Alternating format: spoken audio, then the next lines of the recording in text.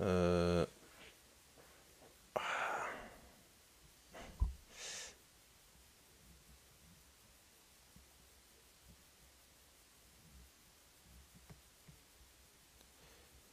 tac.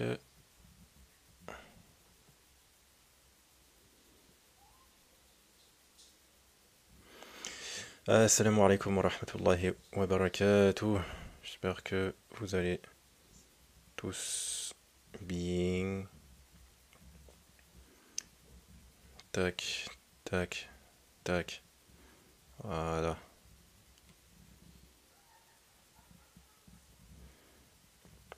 Attends Nino, pour l'instant, je dois faire monter que un seul frère. C'est le frère que j'ai mis en story.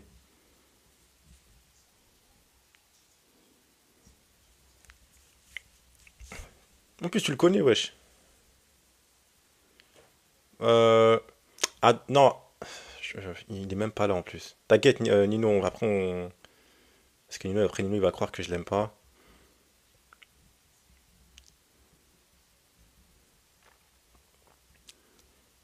Tac, j'envoie à lui. Déjà rejoint mon live là.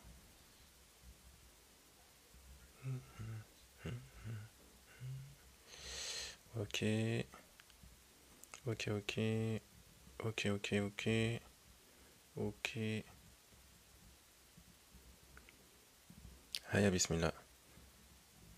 Non, parce qu'après, je dois, en fait, comme je dois faire un live, là, je dois faire monter Nour.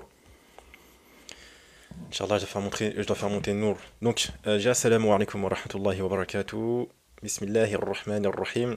Alhamdulillahi rabbil alamin wa salatu wa salam wa rasulillah. Donc, je vais commencer par la basmala parce que toute affaire sérieuse qui ne commence pas par la basmala est amputée. Donc, wali walou. Donc, aujourd'hui, je vous explique le thème du live. Donc, ce sera un live avec le frère Nour, hafidahullah, que j'ai mentionné en story. Euh, du coup, attendez 3 secondes. Et du coup, le thème, ça sera sur la prophétie de Mohammed sallallahu alayhi wa sallam. Ça sera pas sur les textes de la Bible ou autre, hein. C'est en restant dans nos sources. Parce qu'avec nos sources, on peut même prouver qu'il est prophète. D'accord? Souvent, on aime bien aller dans la Bible, et tout, etc. Mais nos sources ont beaucoup d'éléments. On a beaucoup d'éléments dans nos sources qui prouvent justement que Mohammed sallallahu alayhi wa sallam, c'est un prophète. D'accord? Donc, on va se baser sur nos sources, Inch'Allah. Et vous allez voir que, binillah azawajal, il y a beaucoup d'éléments à retenir. Là, aujourd'hui, ce sera juste une introduction. Ça sera un live de allez, 30 minutes. Et tous les week-ends, on fera des lives sur le même sujet, Inch'Allah. Et à chaque fois, on va rajouter des arguments, rajouter des éléments, rajouter, jusqu'à ce qu'au final, on ait un bon truc, Inch'Allah. Et vous allez voir que, il y a beaucoup d'éléments à prendre en considération sur la prophétie du prophète Mohammed sallallahu alayhi wa sallam. Donc on attend le frère qui arrive. Et dès qu'il est là, Inch'Allah, je le fais monter, quoi. Je vais juste mettre mon casque de cosmonaute. Et voilà, voilà. Donc, oh!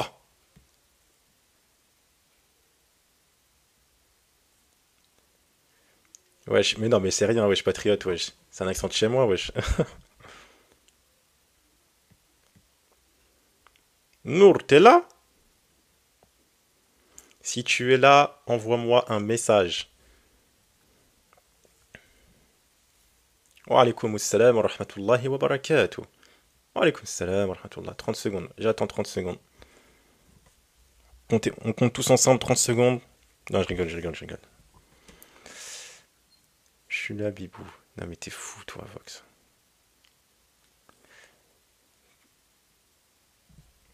T'as dit, wesh, 3 fois. Ah, pardon, c'est pas fait exprès, désolé. Alaykoum salam wa rahmatullah. 4. Non, pardon, non, personne n'a calculé, t'inquiète.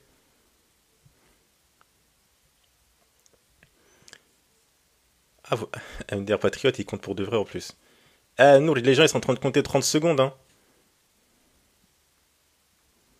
Les gens, ils sont en train de compter 30 secondes, Nour. Au sens propre. Tu me dis quand c'est bon, je t'envoie l'invitation. Là, on va arriver à 30, là, Nour. Désolé, je voulais pas te mettre la pression, mais... Le peuple en a décidé autrement.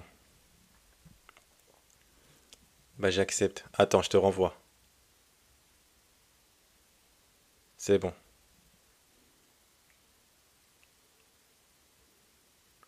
Là, accepte.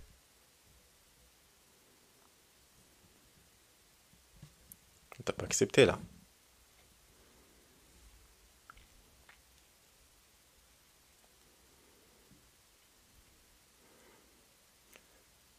T'inquiète, il n'y aura pas ta caméra quand tu vas monter, Nour, t'inquiète. Ou sinon, au pire, mets ta main devant, moi je couperai ta caméra. T'inquiète pas, il n'y a rien. Oh là là. T'inquiète pas. Je peux couper ta caméra, moi, t'inquiète, il n'y a rien. Personne va te voir. Il n'y aura pas ta caméra. En fait, quand tu montes, automatiquement, ta caméra, elle est coupée.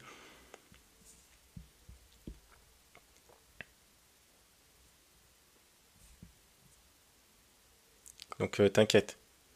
Renvoie. Oh là là, purée. On va y arriver, Inch'Allah. Et bah voilà. On attend, ça charge. Assalamu alaikum wa rahmatullah. Wa alaykoum salam wa rahmatullah. Oh, parfait, on t'entend très très bien en plus, c'est On parfait. m'entend bien? Très très bien, superbement bien. Alhamdulillah. Alhamdoulilah. Comment tu vas? Par contre, ne quitte pas le live. Quand tu quittes le live, ça met en pause, après on t'entend plus. Tu veux dire sur mon tel? Ouais, sur ton tel. Ah, parce que j'avais des trucs peut-être. Attends, quand je mets sur mon ordinateur. Ouais, c'est mieux. Salam alaikum Vox. Tu vois des têtes que tu connais. Enfin, des pseudos. Hmm. Ouais. Tu me dis quand c'est bon, Inch'Allah, après tu Inch'Allah. commences.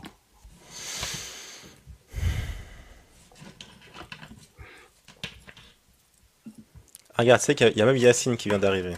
Wa alaykoum salam wa rahmatullahi wa barakatuh. Pour répondre à ta question, Mohamed Rifi, euh, il y en a, après ça a travaillé. Parce que tu peux pas te citer un verset comme ça, alors que derrière ça mérite des précisions, tu vois, avec des détails. Tu vois.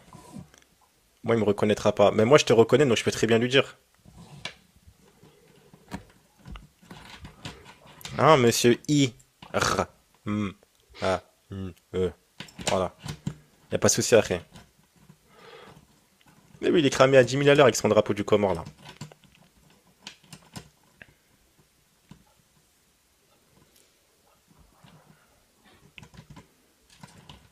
Ça va, Nour? C'est bon. Alhamdoulilah. Tafaddal. Ok, bismillah.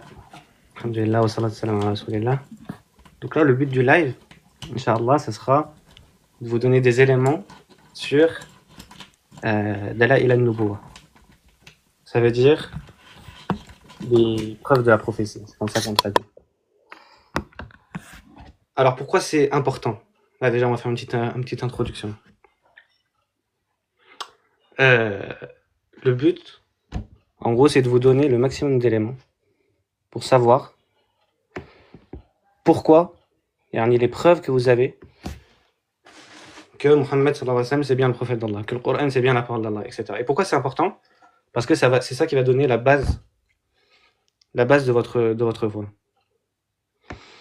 Et malheureusement, quelque chose qu'on trouve beaucoup aujourd'hui, c'est que les gens ils se concentrent beaucoup sur la réponse au shubuhat et pas sur justement ce thème-là de Dala'il al-Nubuwah, l'épreuve de la prophétie. Alors que c'est un thème qui existe depuis longtemps, qui existe déjà depuis les anciens. Par exemple, le Bayhaqi, il a écrit un livre entier sur Dala'il al-Nubuwah en de nombreux tomes.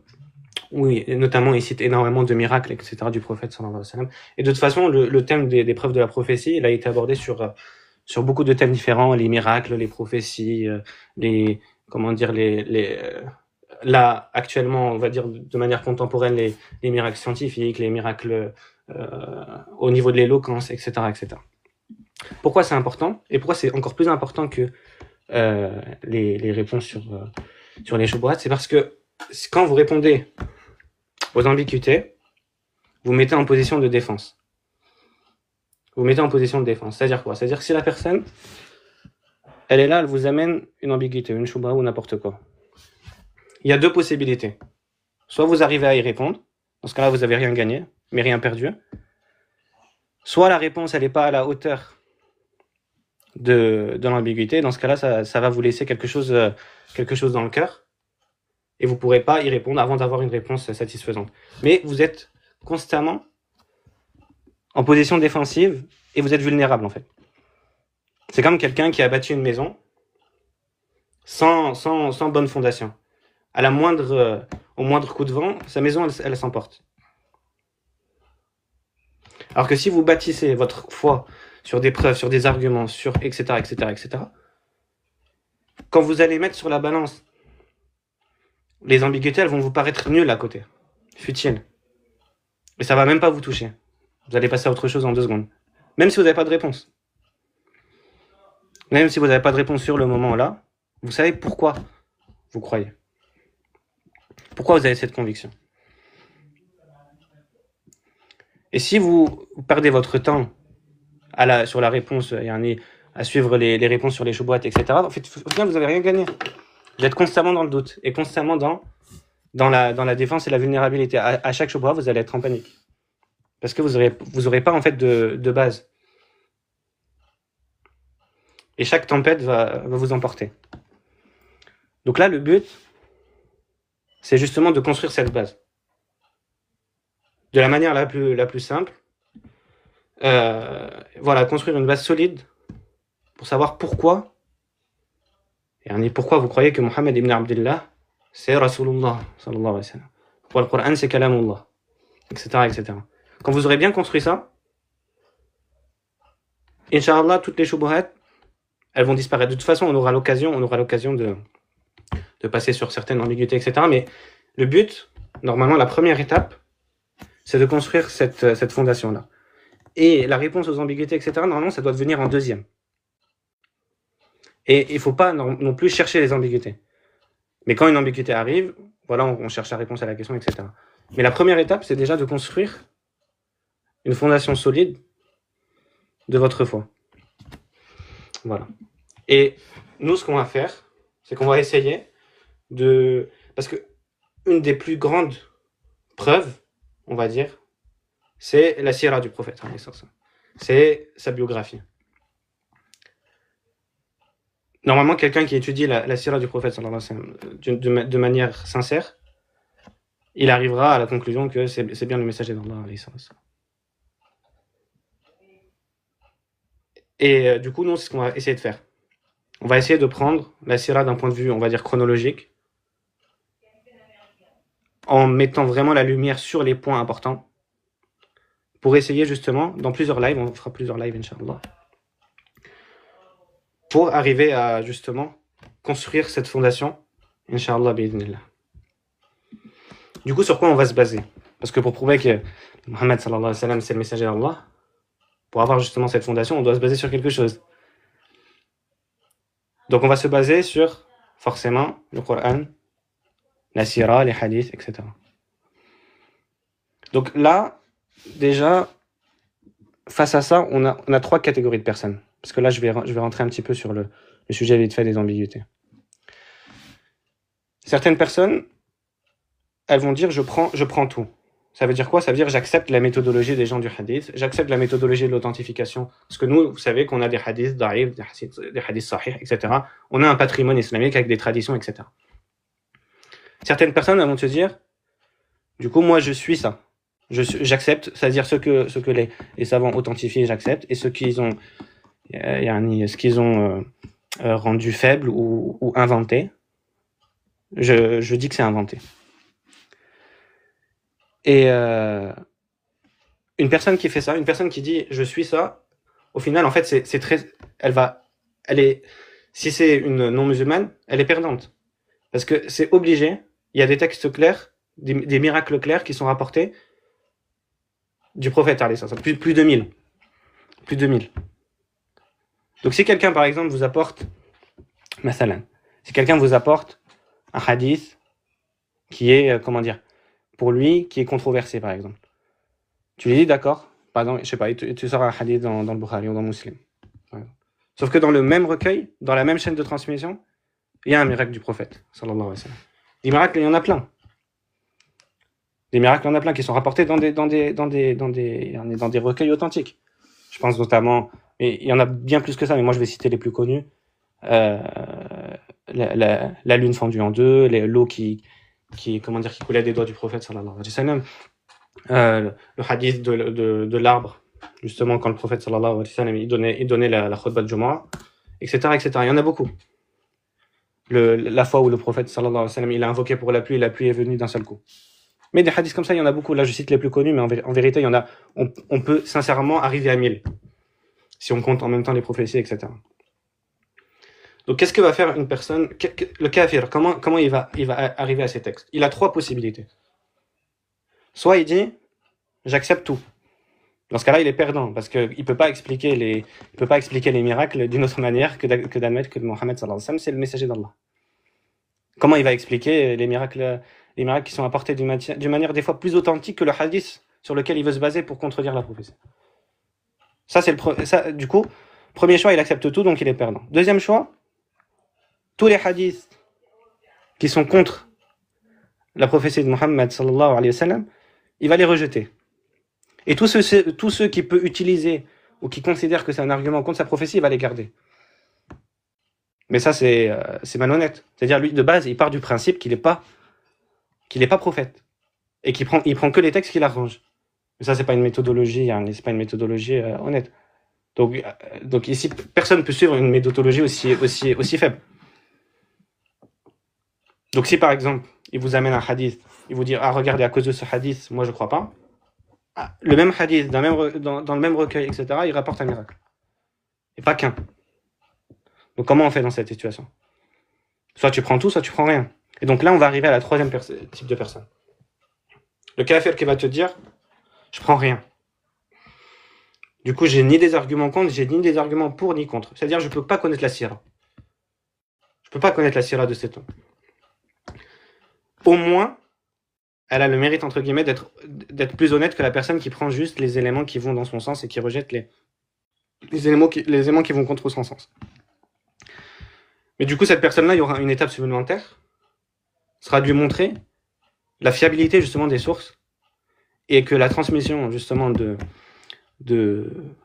patrimoine islamique, des traditions des hadiths, etc., la transmission de la sunna, etc., elle est irréfutable et bien plus authentique que n'importe quelle transmission de n'importe quelle communauté. Et ça, justement, Inch'Allah, dans des lives futurs, on traitera ces sujets, la préservation de la sunna, la préservation du Coran, pour montrer qu'on peut faire confiance, justement, à la transmission de ces textes. Et qu'on peut se baser dessus. Pour le moment, là, on va admettre que on va aller, on va dire, sur le chemin des gens sur les savants, des gens du hadith, etc., des savants du hadith. Ce qu'ils ont authentifié, on va le prendre comme authentique. Ce qu'il y a dans le Coran, alhamdoulilah, le Coran, il est présent. Maintenant, il y a une deuxième source aussi, le Coran. Il ne faut pas penser, comme certains peuvent penser malheureusement, que, dans le sens, on ne peut pas prouver la prophétie du Mohammed sallallahu alayhi wa sallam à partir de nos sources. On est obligé de prendre une source extérieure. C'est pas vrai. Et d'ailleurs, la plupart des mutaqaddimin, des anciens, ils sont jamais allés en utilisant des preuves externes. Parce qu'ils savent très bien qu'on a des preuves internes dans nos textes sur la prophétie de Mohammed sallallahu alayhi wa sallam. Et c'est pas, comme certains pourraient penser, un argument circulaire, dans le sens, parce que c'est écrit dans le Coran, donc on le prend. Non, parce que le Coran, il y a une manière d'utiliser les arguments, il y a une manière d'utiliser les textes, et de comprendre les versets, à travers laquelle vous allez pouvoir prouver la prophétie de Mohammed sallallahu alayhi wa sallam. Et justement, ça va être ça le but de ces lives, et de vous montrer comment, à partir de ça, vous pourrez construire ces arguments. Un des points importants, c'est que le Coran, c'est un livre public. Et ça, c'est très important. En fait, il faut que vous ayez conscience de l'environnement dans lequel le Coran il est descendu. Le Coran, il est descendu pour, entre autres, réfuter les shubuhat des mécréants et raffermir la foi des croyants. Et dites-vous, il y a deux camps. Il y a le camp de ceux qui essayent de contredire le prophète, sallallahu alayhi wa sallam. Vous avez les Qurayshites, les polythéistes. Vous avez les hypocrites à Médine, les munafiqoun, et vous avez les Yahoud, les gens du livre, les chrétiens, et tout, etc. Donc 3 communautés qui sont contre le prophète. Sallallahu alayhi wa sallam. De l'autre côté, vous avez qui? La communauté croyante. Une communauté qui, de base, et ça, de toute façon, on le reverra, Inch'Allah, dans les lives, qui est affaiblie. Une communauté qui est persécutée. Une communauté qui est contrainte d'émigrer. Une communauté qui doit donner sa vie pour le messager d'Allah, sallallahu alayhi wa sallam. À Uhud, à Badr, etc., etc. Alors qu'ils sont en infériorité numérique. Et le Coran qui vient pour renforcer la foi des croyants et répondre aux mécréants. Et quand vous vous mettez dans ce genre d'environnement, et quand vous représentez ça, vous allez comprendre clairement comment vous allez pouvoir utiliser des arguments. Je vous donne un exemple. Par exemple, Allah dans surat Yunus, subhanahu wa ta'ala, il dit au prophète de dire, sallallahu alayhi wa sallam, laqad labithtu fikum umran min qablihi afala ta'qilun. Ça c'est un exemple. C'est un exemple simple. J'ai demeuré parmi vous longtemps avant ça. Est-ce que vous ne raisonnez donc pas? Dans le sens, je suis resté parmi vous longtemps. Ça veut dire vous connaissez ma sincérité. Vous connaissez mon caractère parfait. Est-ce que vous raisonnez pas? Ça fait 40 ans que je suis avec vous. Et il n'y a pas que ça, il n'y a pas que le caractère. Ils savent aussi que c'est un illettré.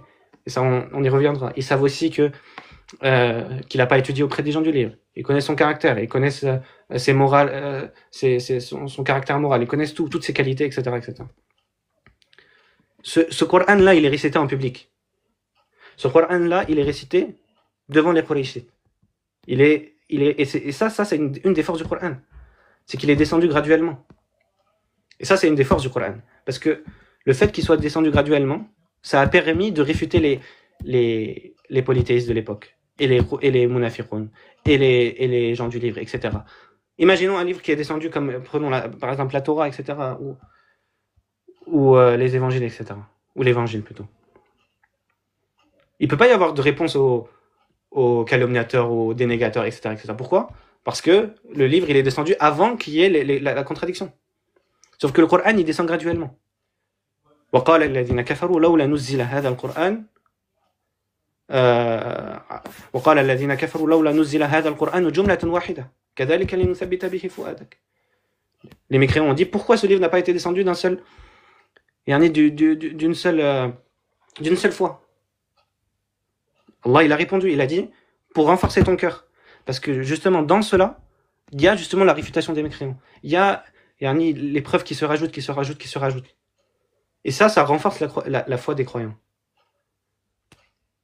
Donc ça, c'est le premier élément. Donc oui, l'élément que je voulais vous dire, c'est que dans Surat Yunus, Allah il commande au prophète de dire, sallallahu alayhi wa sallam, qu'il est resté parmi eux 40 ans. Et que ça, c'est un argument contre eux. Si, imaginons, il était connu, Hasha, alayhi wa sallam, pour un mauvais caractère, par exemple, ou connu pour étudier auprès des gens du livre, ou connu pour autre chose. Cet argument, il n'aurait pas tenu. Personne ne l'aurait suivi. Et c'est ça, en fait. C'est ça que je vous demande, c'est de vous mettre dans ce contexte-là. C'est comme si moi, demain, je sors et que je dis, je suis resté parmi vous longtemps, est-ce que vous raisonnez pas, etc. Sachant que, imaginons que, par exemple, j'avais un mauvais caractère, ou je suis connu pour avoir étudié auprès des gens du livre, etc., etc., etc. Bah, cet argument, il passerait à côté de personne. Et ce serait facile de me réfuter. Ça, c'est un exemple. On en verra beaucoup, beaucoup, beaucoup d'autres. Donc, là, on va commencer. On va commencer par un point chronologique, on va dire. On va commencer par la Jahiliya. Ça veut dire montrer que c'était quoi l'état de la Jahiliya. C'était quoi l'état? La Jahiliya, ça veut dire l'époque anté-islamique. Ça veut dire avant que Muhammad sallallahu alayhi wa sallam il soit envoyé comme prophète. C'était quoi l'état de ce peuple? Et à partir de ça, c'est quoi une des plus grosses preuves de la prophétie de Muhammad sallallahu alayhi wa sallam? C'est la manière dont il a changé un peuple, on va dire à 180 degrés. D'où ils sont partis, où il les a amenés, alayhi salatu wassalam. Et celui qui étudie ça, rien que ça, ça suffit largement. Voir de où les Arabes ils sont partis à l'époque, et où ils sont arrivés à la fin, wallahi, c'est une preuve amplement suffisante. Et là, on va voir plusieurs éléments de la jahiliya, justement. Première chose, jahiliya, bien sûr, c'était des mouchrikoun. Le polythéisme, il était extrêmement répandu. Ça, c'est un élément que personne ne peut nier. Parce que le Coran, justement, descend pour réfuter le polythéisme. S'il n'y avait pas du polythéisme à la Mecque, ça n'aurait aucun sens. Donc, tous les versets qui viennent réfuter le polythéisme, etc. Et je vais vous citer un hadith authentique dans le Bukhari. Il disait, nous adorions, je vous donne juste la traduction, nous adorions les pierres. Quand nous en trouvions une meilleure que celle que nous avions, nous la jetions et nous en prenions une autre. Et si nous ne trouvions pas de pierre, nous amassions un tas de terre, puis nous apportons une brebis, nous la trayons dessus, puis nous tournons autour. Ça, c'était l'état de la jahiliya. Adorer des pierres, et s'il n'y a pas de pierre, on prend un tas de terre, on traîne une brebis dessus, et on tourne autour pour l'adorer. Ça, c'est des sahabis qui racontent. Hadith, il est dans le Bukhari. Et de toute façon, vous avez aussi le hadith connu. De toute façon, on le reverra plus tard. Quand Ja'far, le cousin du prophète, sallallahu alayhi wa sallam, il est parti au Négus. Qu'est-ce qu'il lui a dit? Il a dit qu'on était un peuple de la jahiliya, na'budul asnam. On adorait les idoles. Ça, c'est connu. Ils adoraient les pierres, les Allat ou Al-Uzza, les pierres, les arbres, etc., etc. Des idoles taillées ou construites. Pour arriver à quoi? Pour arriver au monothéisme de l'islam. Ça, c'est un premier élément. Deuxième élément, vous savez qu'à la Kaaba, il y avait 370 idoles. 370 idoles que le prophète sallallahu alayhi wa sallam a détruit justement à la conquête de la Mecque et que le verset a été descendu sur 1780. Pourquoi? Ça, c'est quelque chose d'important. C'est que les polythéistes, ils croyaient en Allah. Donc, il faut bien que vous ayez conscience que tout ça, toute cette hostilité, le fait qu'il était contraint d'émigrer, le fait qu'il a été persécuté, le fait qu'ils l'ont combattu, etc., tout ça, c'était pas pour croire en Allah. C'était juste pour délaisser les divinités. Tout ça pour ça. Et pourquoi justement? Qu'est-ce qui explique pourquoi ils ont été aussi obstinés contre le prophète sallallahu alayhi wa sallam? Parce que normalement, le fait qu'il y ait un prophète qui vienne vers eux, ça devrait être une fierté. Ils auraient pu même espérer par cela conquérir les Arabes, etc., etc. Mais c'était quoi de base la difficulté? Déjà, c'était le fait de délaisser quoi? L'adoration le suivi des ancêtres. Et ça, c'est des versets qu'on retrouve beaucoup dans le Coran. Toutes les paroles que vous retrouvez que dans le sens lorsqu'on leur dit, ils disent, lorsqu'on leur dit, ils disent. Tout ça, c'est au léger qu'il les dit. Parce que le Coran, il est récité publiquement. Les croyants, ils sont là, ils entendent, ils savent ce que disent les Quraysh. Les Quraysh savent ce que dit Mohammed sallallahu alayhi wa sallam. Donc tout ce qu'Allah il rapporte dans le Coran, c'est une description de l'environnement dans lequel le sallallahu alayhi wa sallam il vit. Et les croyants. Et donc, vous avez par exemple Surat Al-Baqarah. وَإِذَا قِيلَ لَهُمُ اتَّبِعُوا مَا أَنزَلَ اللَّهُ قَالُوا بَلْ نَتَّبِعُوا مَا أَلْفَيْنَا عَلَيْهِ آبَاءَنَا. Pareil dans Surat Luqman. Lorsqu'on leur dit suivez justement ce qu'Allah a descendu, ils disent non, on préfère suivre nos ancêtres. Ça, c'est la première raison. Ils ne voulaient pas délaisser les coutumes de leurs ancêtres. Ça, il faut savoir que les Arabes, les ancêtres et les lignées, c'est très très important pour eux. Pour eux, délaisser justement les adorations, les traditions des ancêtres, c'est impossible. Parce que, et ça c'est très très important, c'est que le prophète sallallahu alayhi wa sallam, il vient critiquer les traditions de ses ancêtres, à lui-même aussi. Et rien que ça, et ça de toute façon on l'étudiera plus en détail, c'est une preuve de la prophétie. Parce que le prophète sallallahu alayhi wa sallam, il est descendant, hatta son père, il a dit Abi wa abak finnar, il a dit mon père et ton père sont dans le feu. Il est venu dire que son père est dans le feu. Il n'a pas pu demander pardon pour sa mère. Son grand-père de qui il était fier d'être le descendant, Ibn Abdel Muttalib, pareil, il est venu pour dire que non, il était sur le faux, et que tous ses ancêtres étaient sur le faux. Rien que ça, en soi, venir dire, en fait, tous mes ancêtres, tout ce qu'ils ont dit, c'était faux, et tout ce que vous dites, c'est faux, et tout ce que disent vos ancêtres, c'est faux, ça peut venir que de la prophétie. Ça, c'est un point important. Donc, le fait de délaisser les traditions des ancêtres. Deuxième chose, c'était un intérêt économique pur. Pourquoi? Parce qu'en fait, les idoles là qui étaient à la Mecque, c'est des idoles de différentes tribus, si vous voulez. Les 360 idoles là, qui étaient là à la Kaaba. Et Mecca, c'était le centre réellement religieux, économique de la péninsule arabique. Et justement, les tribus, elles venaient à quel moment? Elles venaient au moment du pèlerinage. Au moment du pèlerinage, elles venaient justement pour adorer, mais surtout pourquoi? À ce moment-là, il y avait du commerce, des marchés. Et c'était de là que profitait beaucoup Quraysh économiquement. C'était la base en fait économique de Quraysh à ce moment-là. Donc le fait de dire enlever toutes les idoles, enlever toutes les divinités, ça veut dire plus de marché. C'est pour ça que justement qu'Allah dit dans surat At-Tawbah wa in khiftum 'ailatan fasawfa yu'tikum Allahu min fadlihi insha. Si vous craignez une pauvreté, si vous craignez la pauvreté justement, en excluant tous les polythéistes de la péninsule arabique, alors Allah vous enrichira par sa grâce s'il veut. Donc ça, c'est très important. Donc ça, première chose importante, c'est le shirk à la Mecque, que le prophète sallallahu alayhi wa sallam, il a supprimé, il a effacé. Et on verra comment. Mais on est parti d'un polythéisme majeur à la Mecque et dans toute la péninsule arabique pour un monothéisme complet. Jusqu'à avoir exclu tous les polythéistes de la Mecque. Rien que ça, c'est une preuve suffisante. Le fait d'avoir détruit toutes les idoles, tout le polythéisme qui était à la Mecque. Deuxième chose. Az-zina. Le zina était répandu. D'ailleurs, tous les versets qui viennent pour interdire justement le zina, c'est une preuve. Si les versets du Coran descendent pour dire wala yaznoun, etc., qui viennent justement pour interdire, pour bannir le zina, etc., c'est une preuve que c'était quelque chose qui était pratiqué justement à l'époque. Et justement, c'est pour ça que Aïcha radhiyallahu anha, elle a dit, si la première chose qui avait été descendue, c'était ne faites pas le zina, ne buvez pas d'alcool, etc., ils n'auraient pas accepté.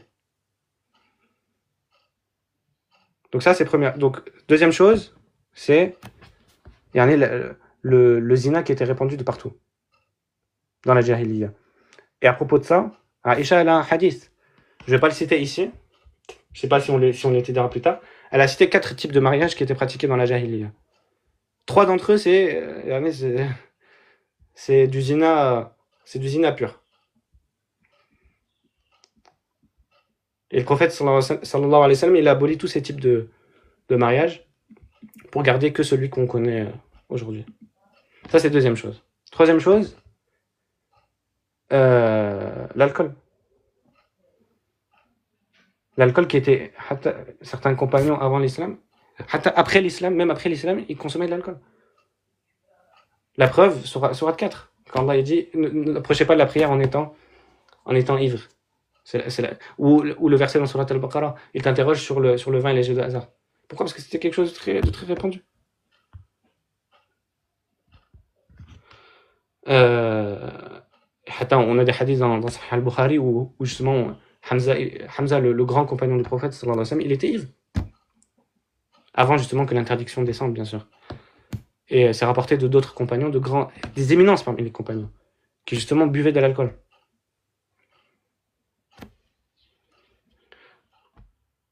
Donc comment sortir justement un peuple plongé dans zina, alcool, shirk?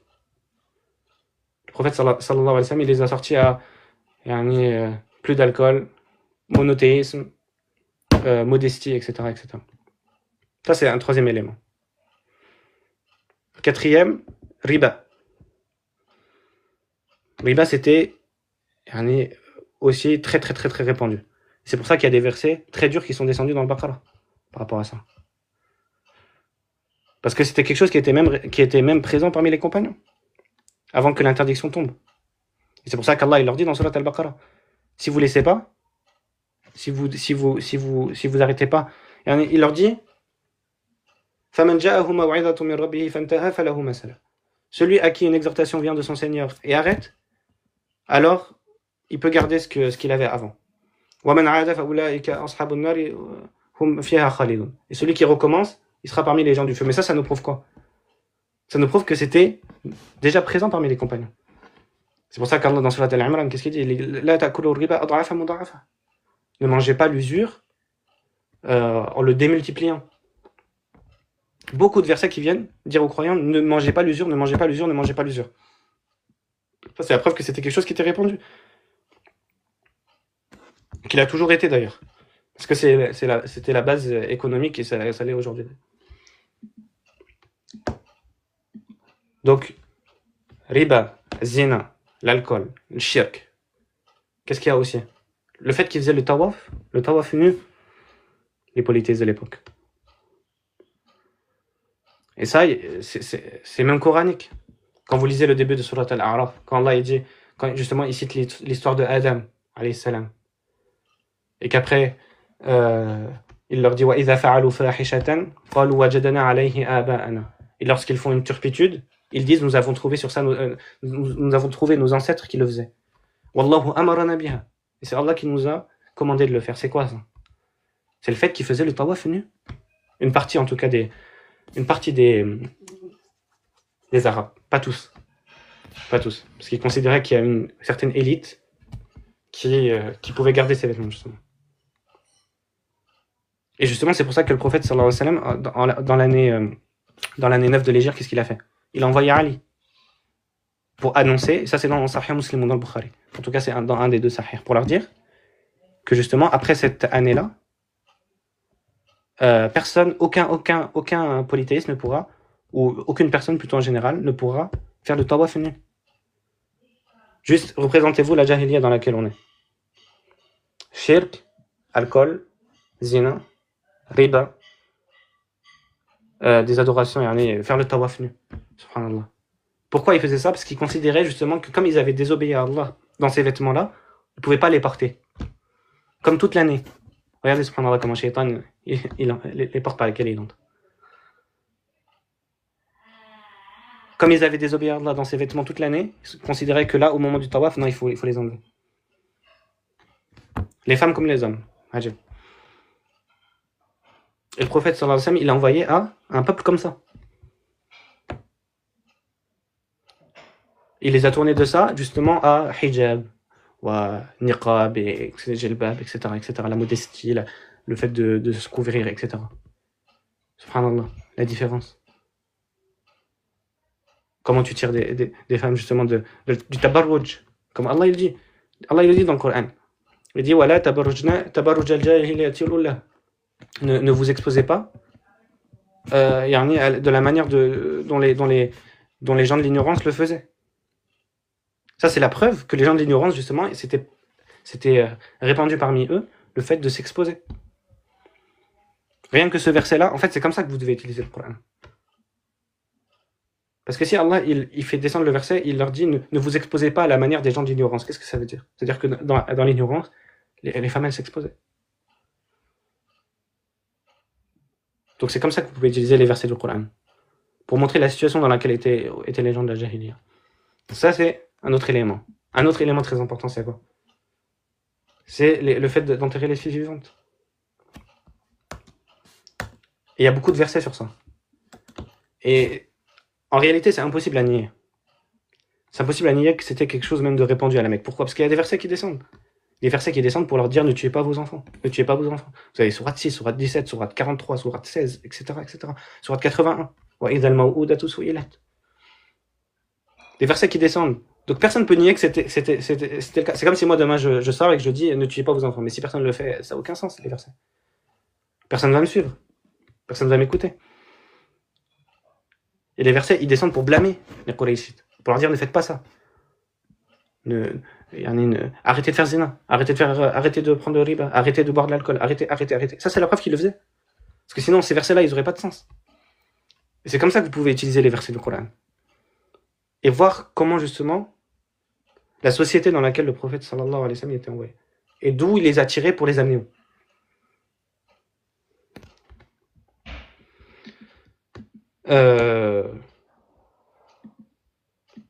Je pense qu'on a fait le tour, Bakary, pour aujourd'hui, pour l'introduction. Tu penses? C'est bon?